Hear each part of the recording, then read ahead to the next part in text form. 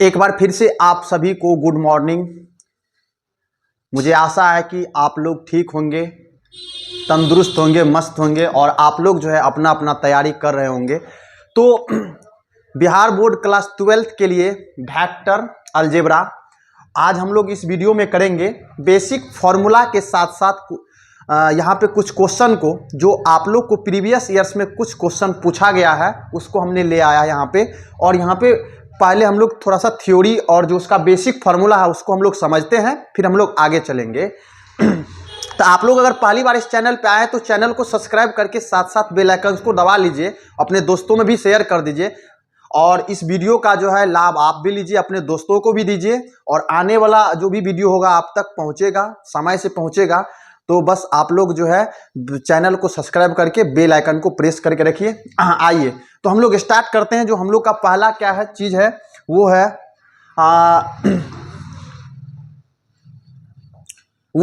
Position vector of point P. Position vector of point P. यहाँ पे vector algebra का all formula साथ साथ कुछ थ्योरी को करेंगे। यहाँ पे देखिए सबसे पहले जो ये चीज है आपका क्या है, position vector of point P. आप लोग यहाँ वेक्टर का नाम सुन के वेक्टर का मतलब क्या होता है वो आप लोग बताइए।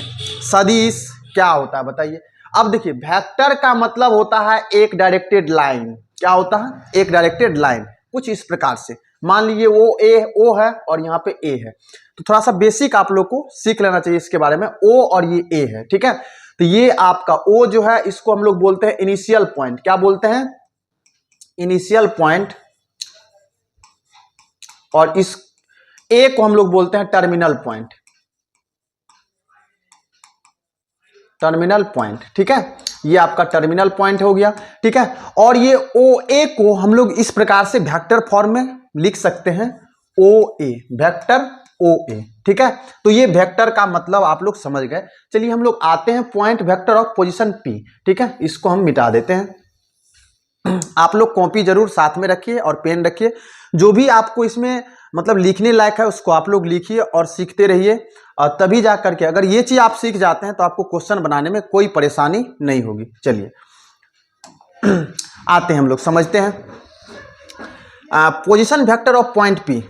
अब यहाँ देखिए ये हमारा जो है एक ये एक्स एक्सिस है, ये वाई एक्सिस और इसको जेड एक्सिस। ये तीनों एक्सिस जो है ना ये एक दूसरे पर लंबवत यानी परपेंडिकुलर खड़ा है। परपेंडिकुलर का मतलब क्या होता है? जो 90 डिग्री के एंगल के साथ खड़ा हो, यानी 90 डिग्री के एंगल के साथ क्या है, ये एक दूसरे से जुड़ा हुआ है। ये देखिए यहाँ पे ये आपका 90 डिग्री कुछ इस प्रकार से दिख जाएगा, ठीक है। अब ये जो एक्सिस है जेड, ये जेड इस प्रकार से इधर नहीं है, ये इस पर इस प्रकार से लंबवत खड़ा है, ठीक है। तो इसको हम लोग चूंकि दिखा तो नहीं सकते खड़ा करके, तो इस प्रकार से ये नीचे आपका मुड़ा हुआ है, आप लोग सोच समझिएगा, ठीक है। चलिए यहां पे देखिए एक हम लोग क्या करते हैं, इसमें एक प्लेन में एक पोजीशन वेक्टर लेते हैं।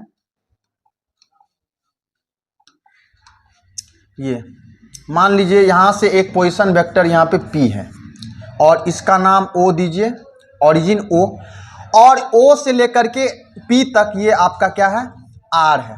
और बिंदु P पर, पॉइंट P पर जो नियामक होगा, कोऑर्डिनेट होगा, मान लीजिए इसका ये आपका हो जाएगा x, x एक्सिस के साथ x, y और z एक्सिस के साथ z, ठीक है।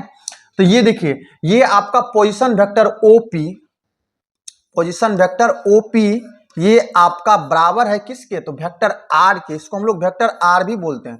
अब यहाँ आ जाइए और ये आपका क्या हो जाएगा वेक्टर फॉर्म में, तो वेक्टर फॉर्म में आ जाएगा। ये देखिए एक्स एक्सिस के साथ जो ये आई कैप और वाई एक्सिस के साथ जे कैप और जेड एक्सिस के साथ के कैप। अब अगर इसका हम लोग वेक्टर फॉर्म दे ओपी के लिए पोजीशन वेक्टर, तो ये आपका हो जाएगा एक्स आई कैप प्लस में वाई जे कैप प्लस में जेड के कैप, ठीक है। ये आपका हो गया पोजीशन वेक्टर, ठीक है। नेक्स्ट हम लोग समझते हैं इसी का मैग्नीट्यूड या मॉडुलस, ठीक है। मैग्नीट्यूड या मॉडुलस, तो ये आपका क्या है, यहां है मैग्नीट्यूड और मॉडुलस। मॉडुलस का मतलब होता है मापांक। जो भी हिंदी मीडियम के बच्चे होंगे वो ध्यान से आप लोग समझिएगा, मॉडुलस को मापांक और मैग्नीट्यूड को परिमाण बोलते हैं, ठीक है। ये परिमाण, तो ये चीज देखिए आपका मॉडुलस और परिमाण। अभी आपने ओपी एक वेक्टर निकाला, ये वेक्टर आर के इक्वल भी है। क्या निकाला था? एक्स आई प्लस में वाई जे प्लस में जेड के, ये आपने निकाला था। अब हम लोग समझते हैं कि ये जो आपका मॉडुलस और ये आपका मैग्नीट्यूड है, इसका अर्थ क्या होता है। तो अभी देखिए ओपी हमारे पास वेक्टर है, तो किसी भी वेक्टर का मतलब एक डायरेक्टेड लाइन। अब ये मान लीजिए कि आपका आर है और ये किस प्रकार से दिया हुआ है, तो एक्स आई प्लस वाई जे प्लस में ये आपका जेड के कुछ इस प्रकार का वेक्टर का फॉर्म है। यहां पे हमें निकालना है मैग्नीट्यूड। तो मैग्नीट्यूड का मतलब होता है ये वेक्टर लाइन जो आपका स्ट्रेट लाइन जो है इस प्रकार से यहाँ पे है, इसका दूरी कितना, लेंथ कितना है। मैग्नीट्यूड का मतलब होता है किसी भी वेक्टर का मैग्नीट्यूड जो निकालते हैं तो उसका मतलब होता है लेंथ ऑफ डायरेक्टेड लाइन। ये जो लाइन है इसका लेंथ कितना है, तो उसको निकालने के लिए हम लोग कुछ इस प्रकार का साइन यूज करते हैं। जैसे मोड लगाते हैं, मोड ओपी यहां पे लिखेंगे, वेक्टर ओपी का मोड, या इसी को हम लोग लिखेंगे मोड ऑफ वेक्टर आर। यहां पे जब आप आते हैं तो उसके बाद हम लोग क्या करते हैं, यहां पे रूट के अंदर आपको क्या कर लेना है, ये एक्स का स्क्वायर प्लस वाई का स्क्वायर प्लस में जेड का स्क्वायर, यानी आई कैप जे कैप और के कैप के साथ जो भी कोफिशिएंट है इसका आप स्क्वायर कर दीजिए, ये आपका निकल आएगा मैग्नीट्यूड। ठीक है। जैसे अगर आपको समझ में नहीं आया तो एक एग्जाम्पल हम लोग कर लेते हैं इसी पर। मान लीजिए एक एग्जाम्पल से हम लोग समझते हैं इसको। एक वेक्टर है हमारे पास ए, ये आपका है 2i प्लस में 3j प्लस में मान लीजिए यहाँ पे k है। ठीक है। अभी हमें निकालना है इसका मैग्नीट्यूड। तो मैग्नीट्यूड के लिए हम लोग क्या करेंगे, यहाँ पे आपको क्या करना है, रूट लगा करके इसके अंदर आई कैप जे कैप और के कैप का जो भी यहाँ पे कोफिशिएंट है उसको स्क्वायर करके जोड़ दीजिए, यानी 2 का स्क्वायर प्लस में 3 का स्क्वायर प्लस में 1 का स्क्वायर, यहाँ कुछ नहीं तो 1 कोफिशिएंट। अब यहाँ पे आ जाइए, ये आपका 2 का स्क्वायर 4 प्लस में 3 का स्क्वायर 9 प्लस में 1 का स्क्वायर 1 हो जाएगा। ये आपका 9 4 13 1 14, यानी रूट अंडर कितना आ जाएगा 14। तो कहने का मतलब ये जो वेक्टर यहां से यहां तक है डायरेक्टेड लाइन है, इसकी लेंथ कितनी है, तो ये आपका रूट अंडर 14, और इसी को हम लोग दूसरी भाषा में मैग्नीट्यूड कहते हैं। अगर आप मान लीजिए वेक्टर इसी रूप में था तो इसका मैग्नीट्यूड ये, और इसका मैग्नीट्यूड कितना आएगा, रूट 14 आएगा। चूंकि अभी हमने ए निकाला है तो ये आप इसको ए लिखिए, कोई दिक्कत नहीं है, यहाँ पे ए लिखिए। तो ये आपका मैग्नीट्यूड ऑफ ए कितना आ गया, रूट अंडर 14 आ गया, कोई दिक्कत चलिए नहीं। हम लोग आगे चलते हैं। आगे हमारा vector joining points, vector joining 2 points.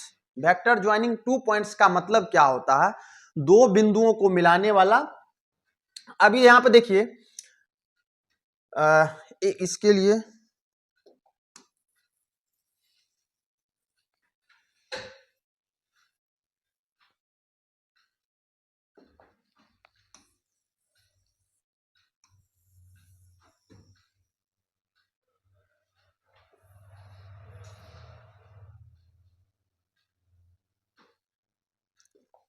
चलिए आइए देखिए, यहां पे हमने क्या किया है, एक वेक्टर लिया है ओ से ए तक, और एक वेक्टर लिया है ए से बी तक, और एक वेक्टर आपका है ए से बी तक। ठीक है, ये आपका वेक्टर है। अब देखिए इसका पॉइंट हम लोग मान लेते हैं और इसका पॉइंट हम लोग मान लेते हैं, ये x1 y1 z1, और इसको हम नाम दे देते हैं x2 y2 में z2। ठीक है। अब इस वेक्टर का नाम आपका OA है, वेक्टर OA, और यहां से यहां तक ये आपका वेक्टर AB, और ये आपका हो जाएगा वेक्टर OB। ठीक है, ये चीज। चलिए यहां पे आइए, तो अब देखिए यहां पे दो वेक्टर है, एक O से A और एक है हमारा O से B। इस दोनों को मिलाने वाला क्या है, ये वेक्टर AB है। इसी के बारे में हमको यहां पे सीखना है। ठीक है, वेक्टर ज्वाइनिंग 2 पॉइंट्स। आइए, तो यहां पे देखिए ये OA जो हो जाएगा, OA वेक्टर OA जो हो जाएगा, OA नहीं सॉरी AB, OB ले लीजिए आप लोग इसको,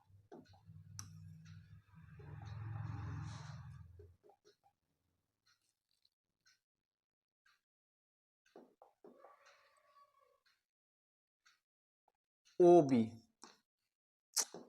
क्या हो रहा है यार, बार बार गलती लिखा था। OB वेक्टर OB बराबर, अब देखिए ये हो जाएगा OA प्लस में वेक्टर ए बी, ठीक है।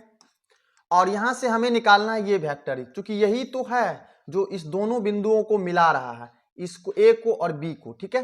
तो यहां से आप ए बी निकालिए, तो ए बी बराबर क्या हो जाएगा, ये आपका हो जाएगा ओ बी, ये आपका देखिए इधर ही है ओ बी, माइनस में आपका हो जाएगा ओ ए, ठीक है।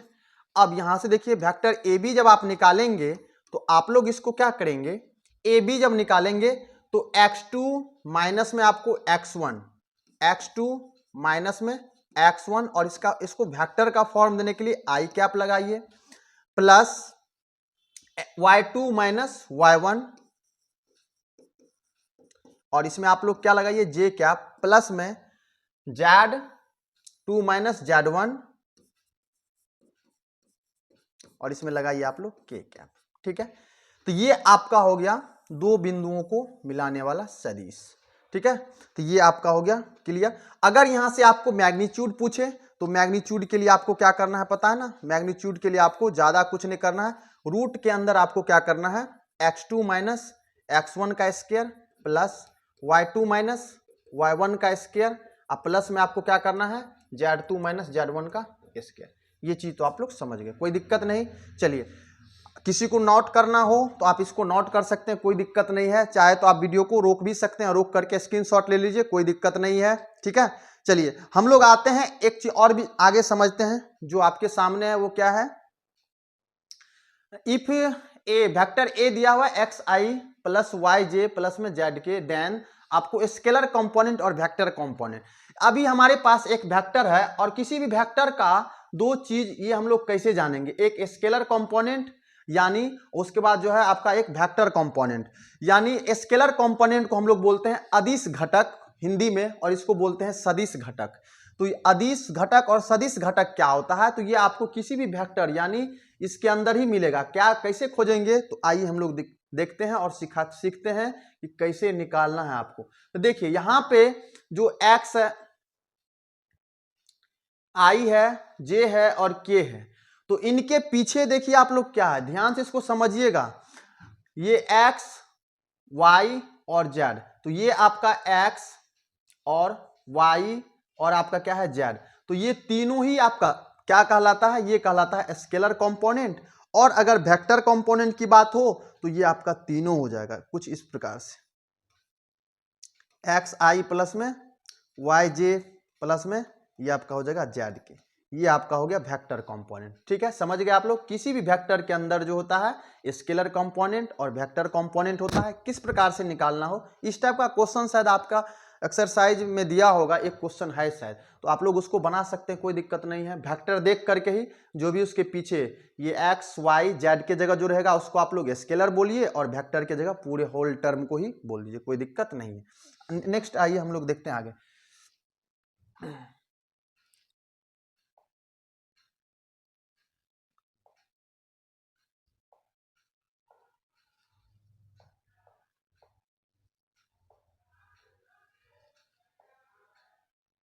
हाँ, एक चीज आपको समझना है, हाँ यहां पे है इफ वेक्टर ए दिया हुआ है, हाँ यूनिट वेक्टर समझना, यूनिट वेक्टर, यूनिट वेक्टर किसको बोलते हैं, तो यूनिट वेक्टर का मतलब होता है इकाई, एकांक सदिश इसको बोलिए आप लोग।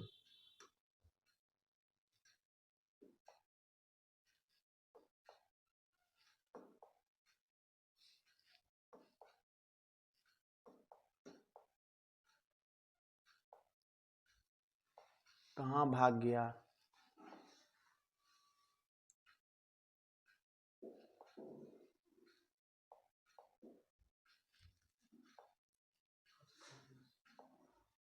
हाँ यहाँ पे है, चलिए गायब हो जाता है लिखते लिखते।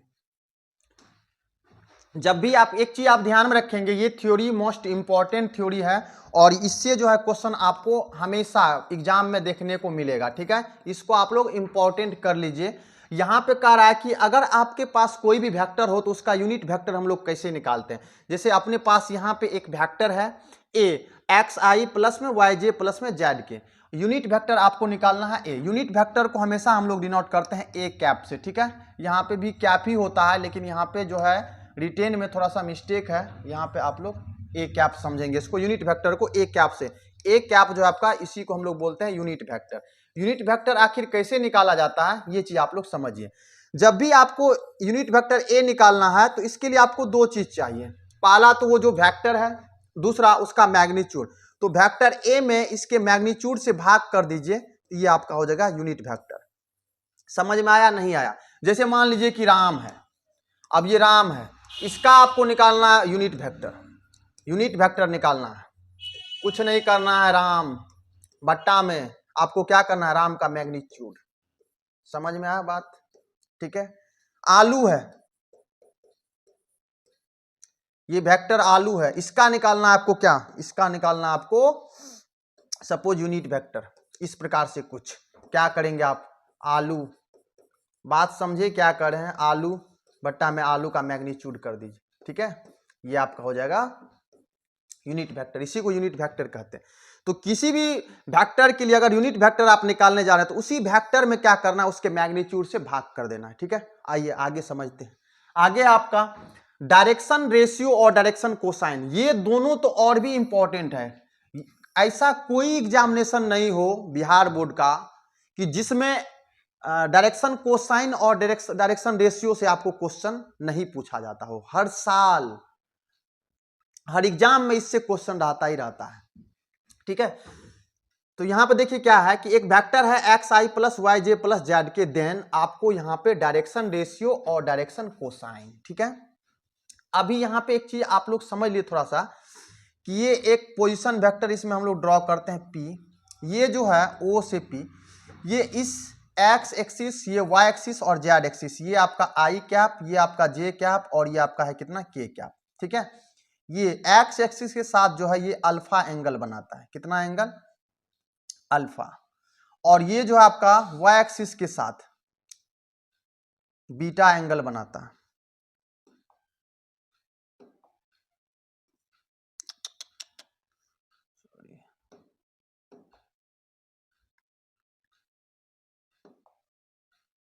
क्या बनाता है, बीटा, इसको आप बीटा लीजिए, और ये इसके साथ जो आपका गामा एंगल बनाता है। ठीक है, अब देखिए हमारे पास जो यहाँ पे वेक्टर है, कोई भी वेक्टर अगर आपके पास दिया हुआ हो तो उसका डायरेक्शन रेशियो ये एक्स वाई जेड, ये एक्स वाई जेड जो है ये आपका क्या कहलाएगा, डायरेक्शन रेशियो कहलाएगा।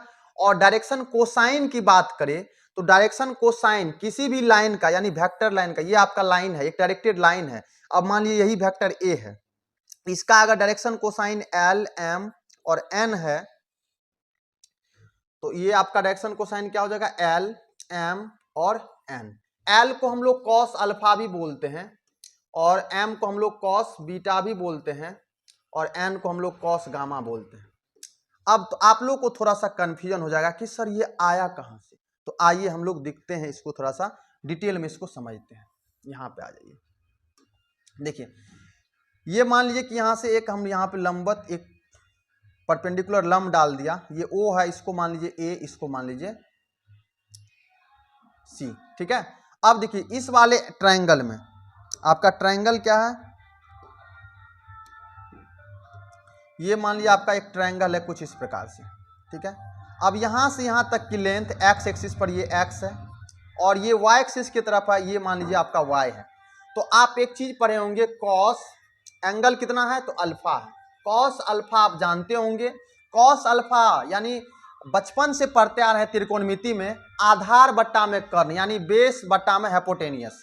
तो बेस इसका क्या है, बेस क्या है, बेस बेस बेस, तो बेस है आपका कितना, एक्स, ये एक्स हो गया। नीचे एच, ये आपका आर है मान लीजिए, ये आपका क्या आ जाएगा, वेक्टर आर, इस प्रकार से कुछ आ जाएगा, एक्स बाय आर। ठीक है, उसके बाद और इसी चीज को हम लोग क्या बोलते हैं, एक्स बट्टा में, इस आर को हम लोग बोल सकते हैं ना, अभी हमने देखा था कि वेक्टर आर जो था ये आपका क्या था,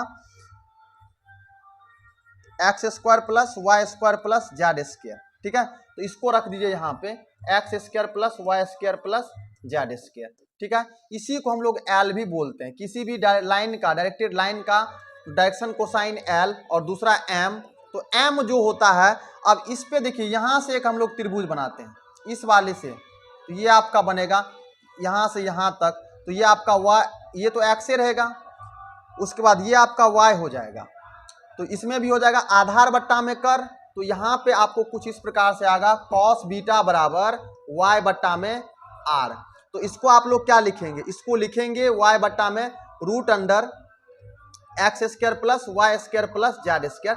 मतलब इतना कुछ आप लोग इसको लिख सकते हैं। एक और भी होता है एन बराबर आपका हो जाएगा z upon root under x square plus y square plus में जेड स्क्वायर। इतना कुछ इसमें होता है, ये डायरेक्शन कोसाइन हो गया आपको, लेकिन आपको इतना रटने की जरूरत नहीं है। आप लोग समझ गए तो आप लोग को बस इतना याद रखना है। आप अगर लोग इसको अगर लिखना चाहे तो लिख सकते हैं, कोई दिक्कत नहीं है। आप लोग को इतना बस याद रखना है कि किसी भी वेक्टर का, अभी मान लीजिए कि एक वेक्टर है अपने पास, अब इसकी direction cosine l m n है, तो ये डायरेक्शन कोसाइन हम लोग दो तरीका से निकालते हैं। जब हमारे पास अल्फा बीटा और गामा की वैल्यू हो, यानी एंगल अगर दिया हुआ हो अपने पास, तो आपको यूज करना है कॉस अल्फा बराबर एल, कॉस बीटा बराबर एम और कॉस गामा बराबर एन। इसमें अल्फा बीटा गामा की वैल्यू रख दीजिए तो आपको डायरेक्शन कोसाइन एल एम निकल आएगा, ठीक है।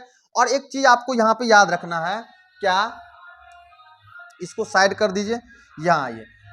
अगर हमारे पास डायरेक्शन रेशियो हो, डायरेक्शन रेशियो दिया हुआ हो, जैसे डायरेक्शन रेशियो मान लीजिए एक्स वाई और जेड, ये हमारा क्या है, डायरेक्शन रेशियो है।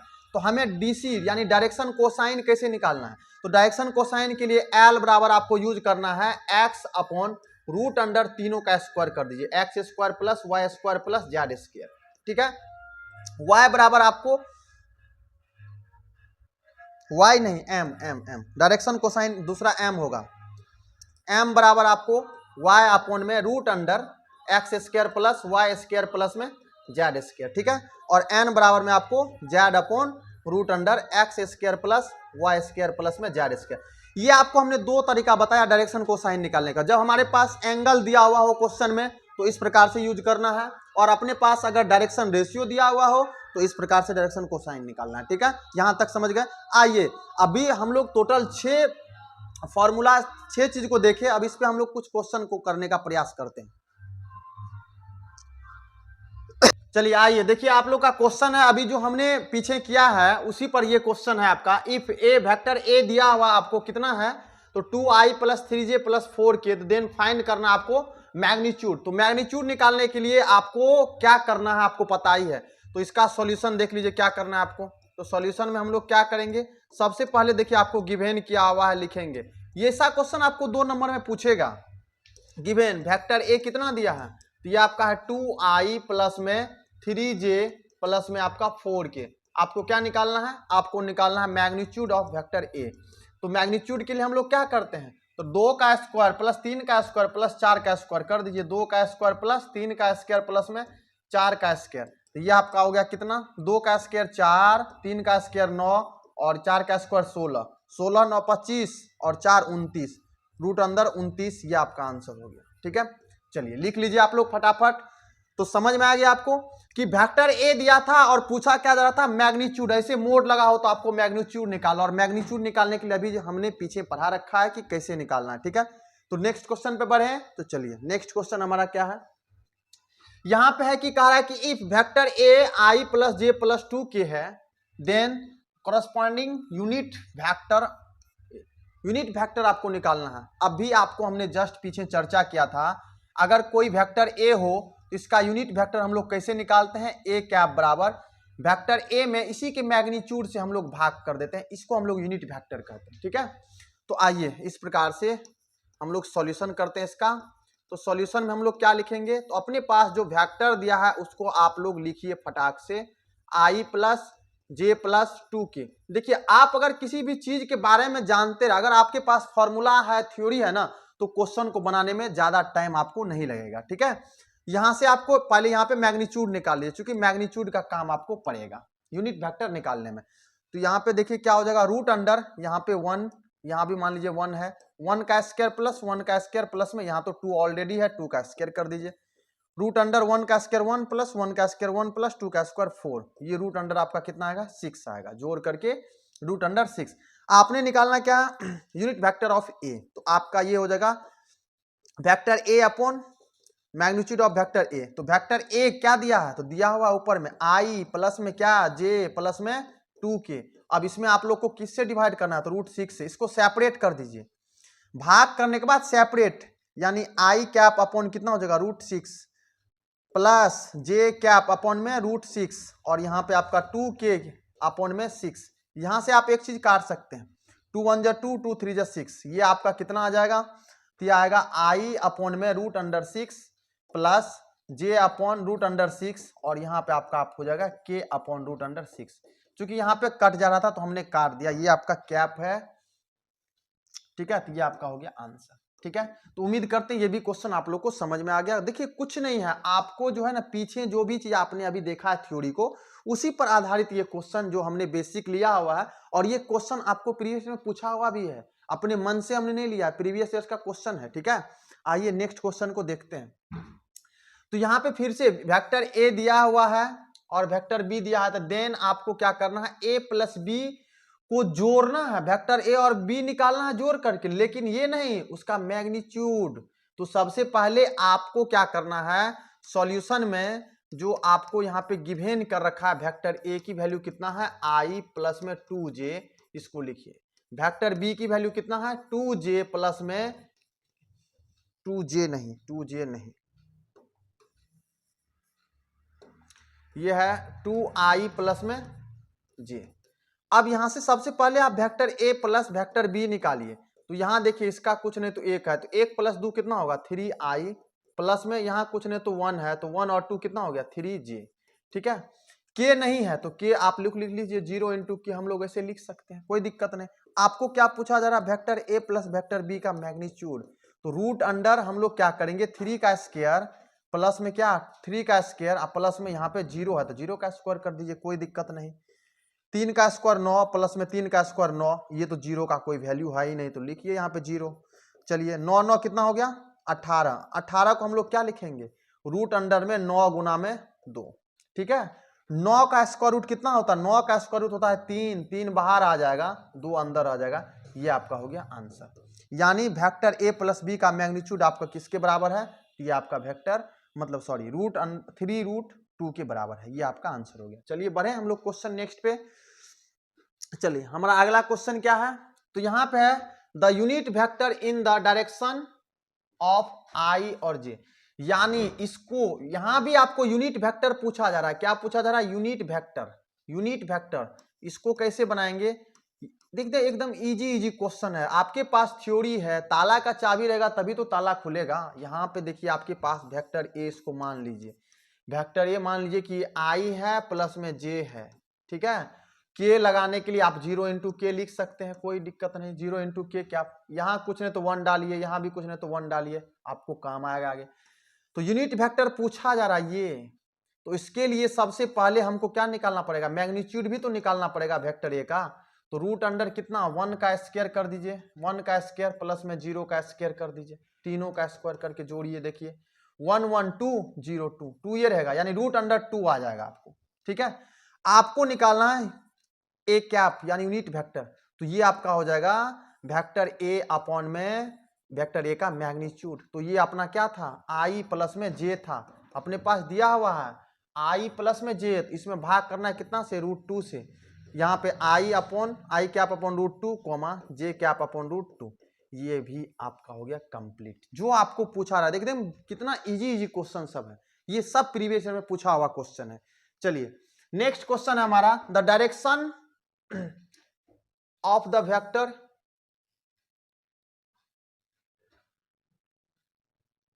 यहां पे कोसाइन छूटा हुआ, कोसाइन, ये डायरेक्शन कोसाइन पूछा जा रहा है, ठीक है। आइए इसका सॉल्यूशन करते हैं। तो अभी आपको हमने बताया था पीछे कहां देख लीजिए,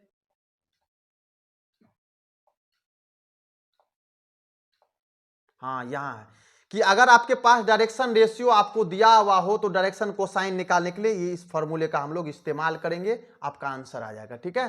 तो LMN इस प्रकार से याद रखिए। तो उसी प्रकार से आइए हमारा जो क्वेश्चन है, क्वेश्चन क्या है, हाँ ये है। तो हमारे पास एक वेक्टर दिया हुआ है, इसको लेट कर लीजिए, वेक्टर ए कितना है 3i और माइनस में 4j और प्लस का 12k है, ठीक है, ये आपको दिया हुआ है। तो यहां से आप सबसे पहले क्या करेंगे, डायरेक्शन रेशियो निकालेंगे। तो डी आर निकालिए, डी आर क्या हो जाएगा 3 4 12, 3 -4 12, ये ए बी सी, यही है ए बी सी, है ना, इस प्रकार से कुछ। तो ये आपका 3 -4 12। आपको निकालना डायरेक्शन कोसाइन, डीसी के लिए हम लोग क्या करेंगे, तो पहले निकालेंगे एल, एल बराबर क्या हो जाएगा, तो ये आपका हो जाएगा 3 अपॉन में क्या √3 का स्क्वायर प्लस में किसका -4 का स्क्वायर, और प्लस में आपको 12 का स्क्वायर करना है। ठीक है, देखिए ये आपका हो गया, इसको सॉल्व करिए, आंसर आ जाएगा 3 अपॉन में 3 का स्क्वायर 9, यहाँ लिखिए 9 प्लस में -4 का स्क्वायर 16 प्लस में माइनस का स्क्वायर है इसीलिए प्लस ही होगा। तो ये आपका हो गया कितना 12 का स्क्वायर 144, ये आपका इसको जोड़िए तो ये आएगा 3 बट्टा में √16 9 25 यानी 169 आएगा, और 169 की वैल्यू होता है 13, स्क्वायर रूट हो जाएगा 13 यानी 3/13। एल की वैल्यू ये आ गया। एम निकालना है आपको, एम होता है -4 यानी √, ये भी आपको 169 ही आएगा, जब तीनों को स्क्वायर करके जोड़ेंगे तो ये आपका 169 ही आएगा। डायरेक्ट इसको लिख दीजिए -4/13। एम भी निकल गया। एन आपको निकालना है तो एन में हो जाएगा 12 यानी 12 अपॉन में ये भी √169 ही आएगा, जब इसको आप लोग स्क्वायर करके जोड़ेंगे तो ये 12 बट्टा में आपको 13। तो अपना देखिए डीसी जो हो गया ये क्या क्या आ गया, तो एक आ गया 3/13 और दूसरा आ गया कितना -4 बट्टा में 13 और एक अपना आ गया 12 बट्टा में 13। तो ये आपका क्या हो गया डायरेक्शन कोसाइन जो अपने पास यहाँ पे निकल के आया है और यही पूछा जा रहा था। ठीक है, तो आपको बस फॉर्मूला और थ्योरी याद रखना, आप लोग क्वेश्चन को आसानी से बना सकते हैं, कोई दिक्कत नहीं होगी। इस टाइप का क्वेश्चन आपको हर साल देखने को एग्जाम में मिलता है। चलिए आज के वीडियो में हम लोग इतना ही देखेंगे, हम लोग नेक्स्ट वीडियो में देखेंगे इससे आगे। तो बहुत बहुत धन्यवाद आप लोग का, मैं आऊँगा फिर से आप लोग के लिए वीडियो लेकर के।